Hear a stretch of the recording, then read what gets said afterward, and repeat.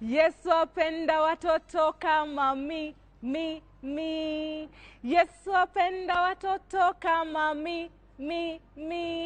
Watoto kama mimi, Yesu atupenda. Yesu apenda watoto kama mi. Yesu apenda watoto kama mi. Yesu apenda watoto kama mi. Watoto kama mimi, Yesu atupenda. Yesu apenda watoto kama mi. Lulu mag Yesu beoru machiegni nikech teacher Beryl dwangi sowasi gana mamita ahinya. Beoru sani Lulu mag Yesu beoru sani.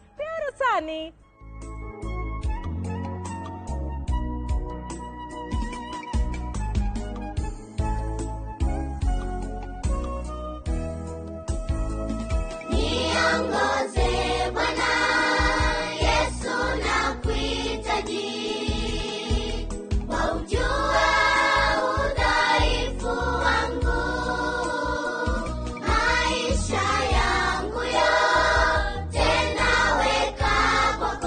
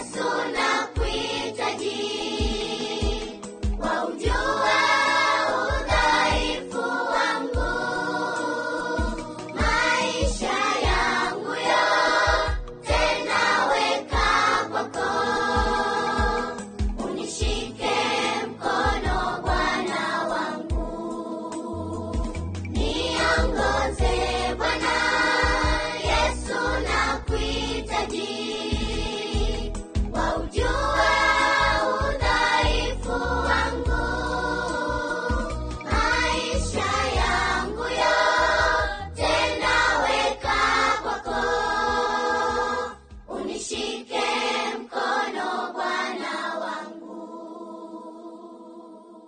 Jesus loves the little children, all the children of the world.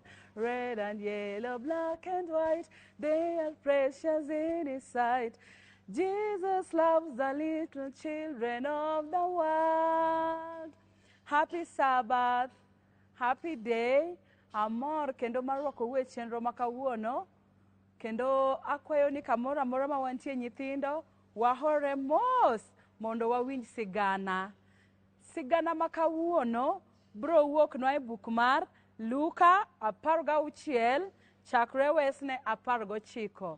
Kaka nasewacho nu nyithindo, ni e ndalo machon Yesu nohero puonjo kogoyo ngero. Omiyo kawuono be wadhi ng'iyo ngero moro kendo. Ngero mwadhi ng'iyo kawuono en ngech jamoko kod Lazaro. Nyithindo bwasewinjo sigana no? Bwasewinjo sigana no? Omiyo waheluru muma mondo wapuonjre. Koro ndalo machon Yesu nogoyo ngero niya, ne nitie jamoko moro mane rwako lewni mabechgi ne tek, kendo nochamo chiemo mabechgi tek.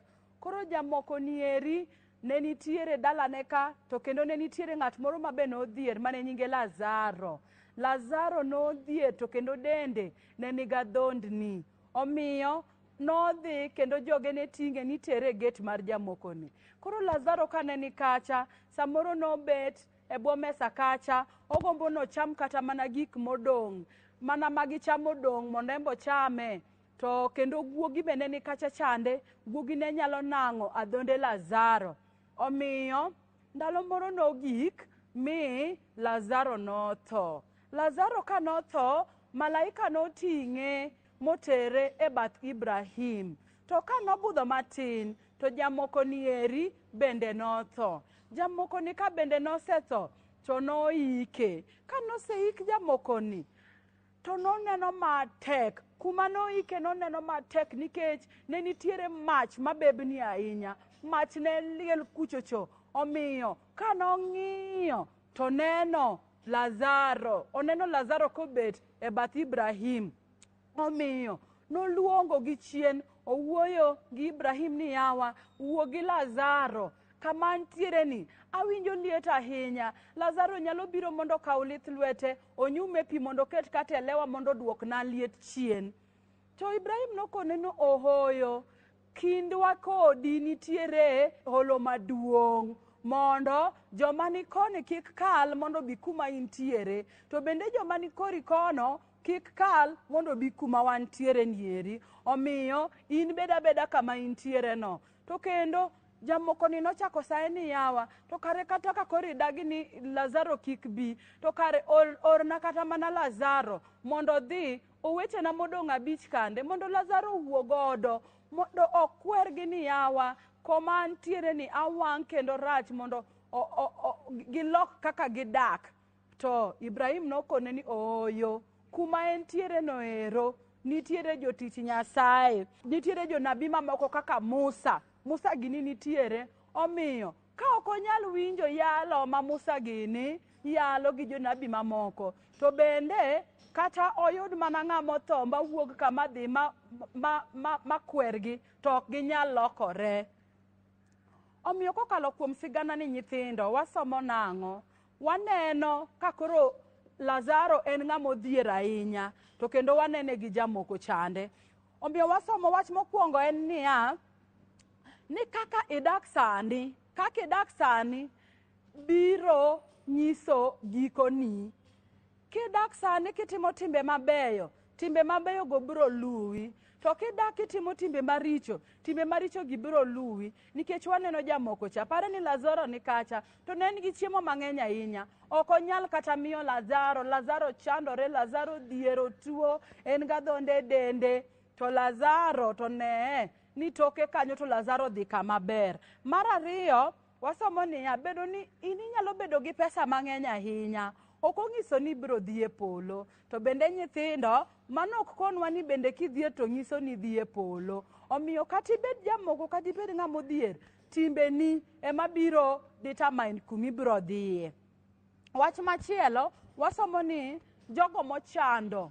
Kik wabed niya jogo mochando waweyo gi ahinya. Ng'ato nyalo bedo ni kama intiere in kata gi chiemo moko ok iti godo, in gi law moro, in gi wuoche minyalo konyo godo ng'ato. To kidwar konyo godo ng'ato, wan gi jogo mochando ma Nyasaye oketo e dierwa, wanyalo konyogi. Samoro kata dani moro ni kamoro, nyathi moro biro skul ok oyudo gimoro mochamo, inyalo wuoyo gi mama gi baba, itero negi kata chiemo matin mondo gicham, mondo gin bende giyude. Inyalo kawo lawi moro, ka in gi law adek, inyalo pogo ne ng'ato kata achiel. Inyalo kone ni yawa, akawo lawa ni amiyi mondo in bende irwaki kik iwuoth duk. Omiyo machielo, wach machielo mwaneno niya, onge thuolo mar ariyo tok tho. Kisetho to wach ni orumo. Pare ne nyithindo kata kawuono, kopo ni nindo, kopo ni tho, kani timo richo, ibiro mana dhi mbele gi richo. Kani timo timbe mabeyo, timbe mabeyo go ema biro luwi. Onge gimoro ni kisetho to wabiro biro mondo walemni, mondo wakwani Nyasaye mondo oket chunyi kama okwe. Apana. Kisetho, kitho e richo, ibiro mana tho gi richo nino. Ka Yesu oduogo, chieng' ming'ado bura, nong'ad mana buchi kalure gi timbeni. Omiyo kawuono wadhi somo buk marwa mar mako gi wich e buk mar Rapar mar Chik 30 wesne 19. Nyithindo wakauru muma mondo wael buk mar Rapar mar Chik 30 wesne 19. Muma mari in go dala kacha, wahel muma. Kisechopo kacha to muma wacho niya, en Rapar mar Chik 30 yes wesne 19. Owacho kama: koro aluongo polo gi piny mondo obed joneno ni aketo gik moko ariyo e nyimu mondo uyier. Gin ngima gi gweth kata tho gi kuong'. To yieruru ngima mondo udag maber kaachiel gi nyikwau. Ni Nyasaye wachonwa kawuono noketo gik moko ariyo. Inyalo yiero ngima kata inyalo yiero tho. Koro nyithindo, odiochieng' ma kawuono akwayou ni wayieruru ngima, nikech ngima ema ber. Kitimo timbe mabeyo tibiro dhi